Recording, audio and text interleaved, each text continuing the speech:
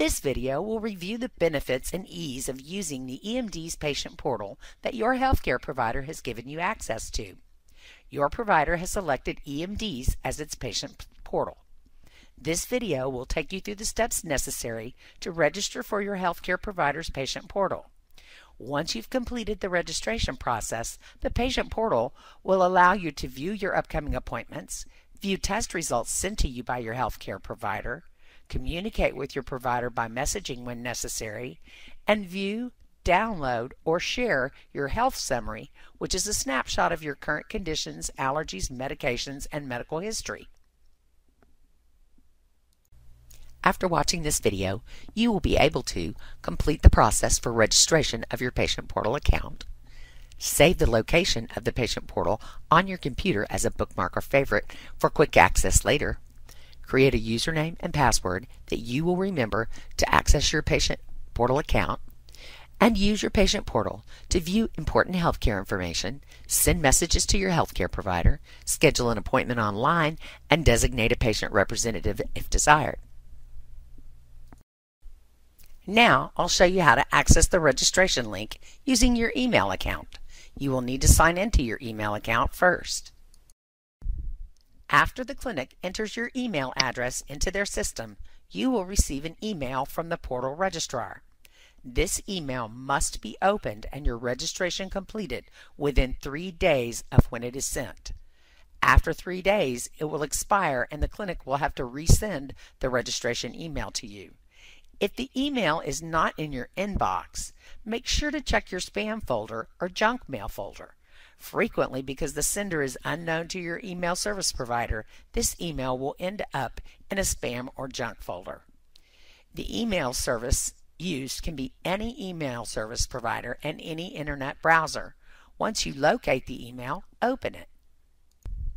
Once the email is opened, you will see a link to the portal registration site as shown in this example. Clicking this link will take you to the portal registration screen. This link can be clicked, or you can copy and paste it into your internet browser. Clicking the link is the easiest way to complete this process. Once you arrive at the patient portal registration page, first enter your last name in the field labeled Last Name under the Identity Verification. The information fields marked with the red star are required. This process allows your identity to be verified before allowing access to the patient portal. The next field is gender. If the gender displayed is correct, leave it as is. If not, use the drop-down arrow to change the gender to your gender and move to the next field, which is date of birth on file with your healthcare provider. Click on the icon to the right of the date of birth field to access the calendar and enter your date of birth. Do not type your date of birth into the field. You must use the calendar. Once the calendar displays, first select the drop-down arrow for year. Find the year of your birth and select it. Next, click the drop-down arrow for the month. Select the month of your birth from the list displayed. Select the date of your birth on the calendar displayed. Now it's time to enter the username you will use to sign into your patient portal account. Your username must contain 8 characters. The 8 characters can be all letters, numbers, or your email address. As long as it contains 8 characters, it will be accepted.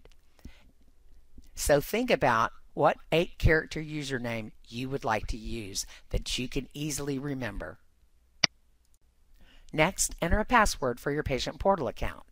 This password must contain 8 characters and must contain a combination of either letters and numbers, letters and a special character like an asterisk or exclamation mark, or numbers and special characters. If the password entered has 8 characters and meets the requirement of containing either letters and numbers, letters and special characters, or numbers and special characters, it will be accepted. You may want to think about this and decide what you want to use ahead of time. This information is case sensitive, meaning if you type it in capital letters here or lowercase letters here. It will have to be entered that same way each time you log into your patient portal. Unless you want your password to be all capitals, make sure your cap lock key is not on. Next, you will be asked to re-enter your password one more time, exactly as you typed it the first time. Last step, click the Submit button at the bottom of the page. If for any reason your username or password does not meet the requirements, this will display on the page in red. Re-enter the information after ensuring it meets the requirements and submit again.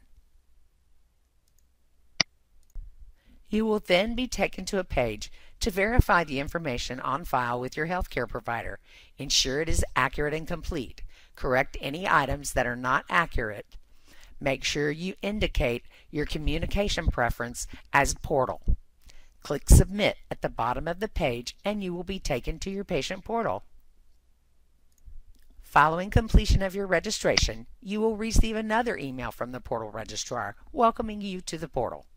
You can save and keep this email to access your patient portal account in the future, or use this email to access and save the location of your patient portal.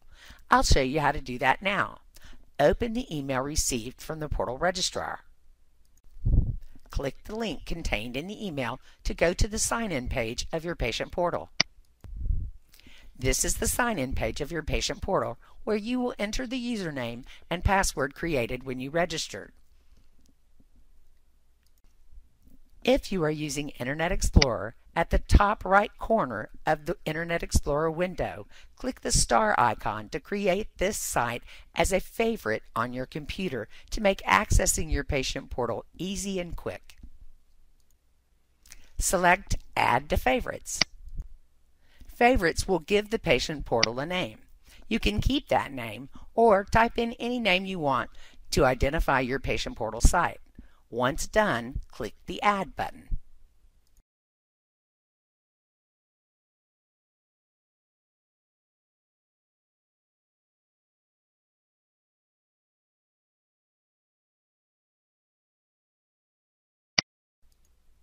Select Patient Portal Login to sign into your Patient Portal account. If you're using a different internet browser than Internet Explorer, check to see where favorites, or sometimes favorites are called bookmarks, can be saved. This can be done using any internet browser. Each time you will enter your username and password and then click the Login button to access your patient portal. This is the home screen. On the lower left-hand side, your past appointments and scheduled appointments will display. If your healthcare provider sends your diagnostic testing results to your portal account, they can be accessed and viewed on the right-hand side of the home screen. Upcoming health prevention or disease management items will appear on the lower right-hand side under the Recommendations section.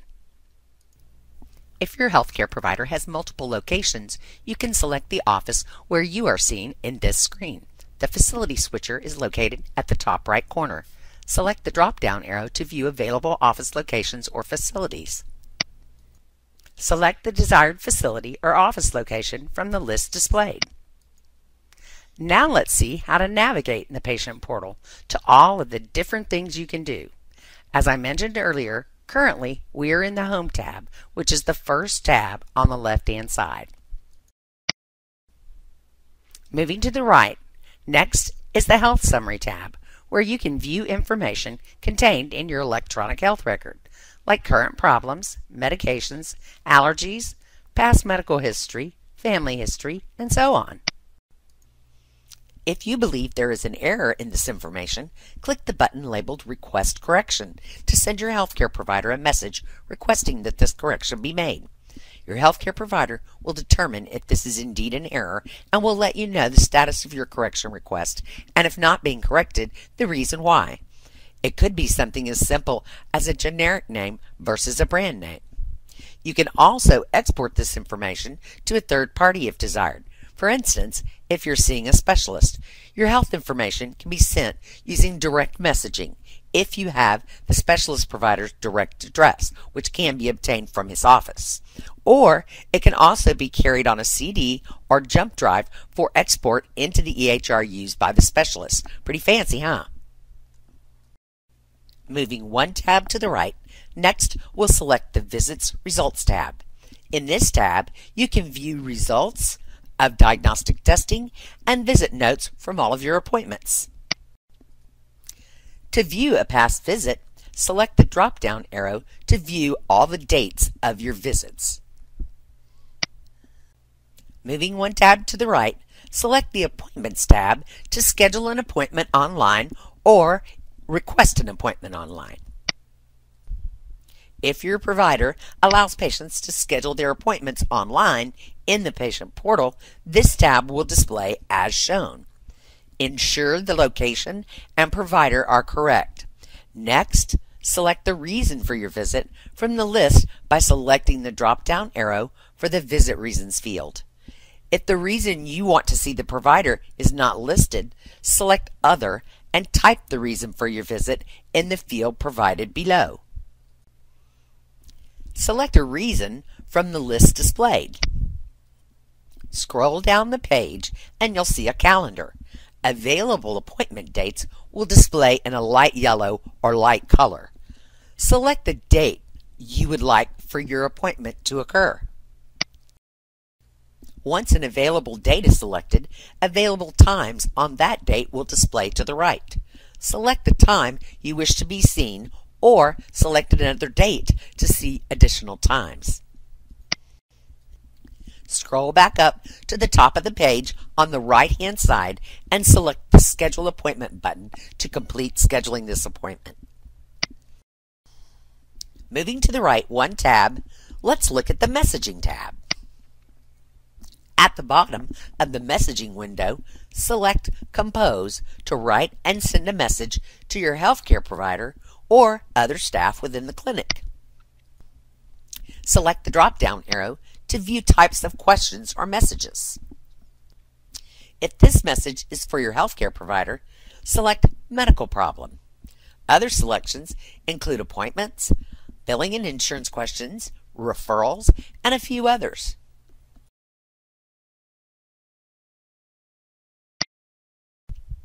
Type a short subject in the subject line.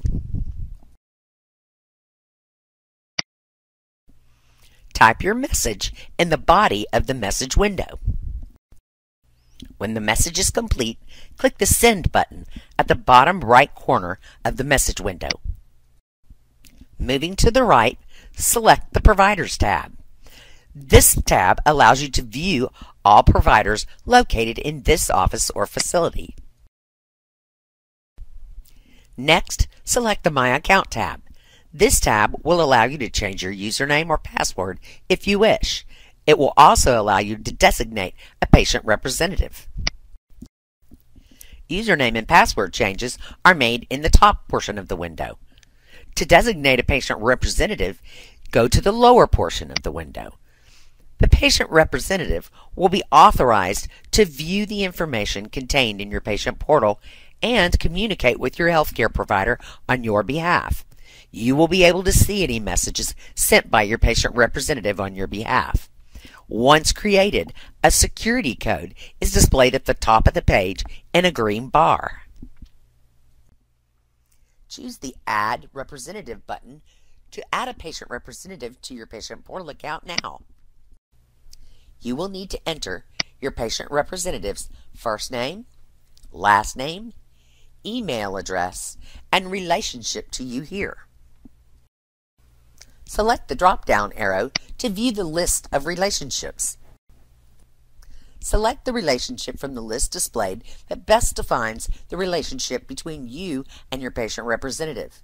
Examples of use for this function include adult children who help you manage your healthcare needs, a legal representative, such as a guardian or a lawyer, or the non-custodial parent of a child. Check the disclaimer box to continue this process. To complete this process, select OK at the bottom right corner of this window. Once the patient representative has been created, a security code is displayed at the top of the page in a green bar. You must provide this code to your patient representative in order for them to register and access your patient portal. Your patient representative will have to enter this code each time they access your patient portal. If for some reason the patient representative forgets or loses this code, select the Edit icon in the patient representative section to view the security access code for your patient representative in order to provide it to them again. The access code for your patient representative is available to view here just in case. The online help guide is available when you click the very last tiny tab that displays with a check mark. This guide will help you perform the functions available in your new patient portal if you forget what I've taught you today. You also may retain this video and review it whenever you need a refresher. When you are finished using your patient portal, make sure you log out. The Logout button is located at the top right corner of the patient portal window. When the pop-up message displays, click Yes if you are finished. If you wish to return to your patient portal, select No. Now you will be returned back where you started and may close your internet browser. That's all there is to it. Now go find the email that was sent and get started on your registration.